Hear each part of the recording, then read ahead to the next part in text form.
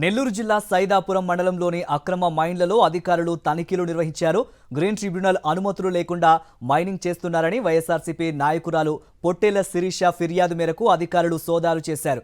జయలక్ష్మి, సిద్ధి వినాయక, శోభారాణి, శ్రీనివాస, పద్మావతి, కనకదుర్గ మైన్లలో అక్రమంగా తవ్వకాలు జరుపుతున్నారని శిరీష ఆరోపించారు. 50 ఏళ్లు పూర్తయిన మైన్లను టీడీపీ ఎంపీ వేమిరెడ్డి ప్రభాకర్ రెడ్డి ఆయన అనుచరులు అక్రమంగా నిర్వహిస్తున్నారని అన్నారు. భారీగా బ్లాస్టింగ్లు చేస్తూ ప్రకృతిని నాశనం చేస్తున్నారని, అందుకే గ్రీన్ ట్రిబ్యునల్ను ఆశ్రయించామని తెలిపారు. ఇప్పటికే ఈ మైన్స్ పై 200 కోట్ల రూపాయల జరిమానాలు ఉన్నాయని శిరీష స్పష్టం చేశారు. 50 సంవత్సరాలు లీజు గడువు పూర్తి అయిపోయినటువంటి మైన్లన్నింటిలో కూడా వేమిరెడ్డి ప్రభాకర్ రెడ్డి గారు తన అనుచరులు మా సైదాపురం మండలంలోని ఖనిజ సంపదని కొల్లగొడుతూ అక్రమ మైనింగ్ చేస్తున్నారు. మరీ ఘోరంగా బ్లాస్టింగ్ చేస్తూ మరీ ప్రకృతి సంపదను కొల్లగొడుతున్నారని, ప్రకృతిని నాశనం చేస్తున్నారని, ప్రకృతిని కాపాడమని మేము నేషనల్ గ్రీన్ ట్రిబ్యునల్ని ఆశ్రయించడం జరిగింది.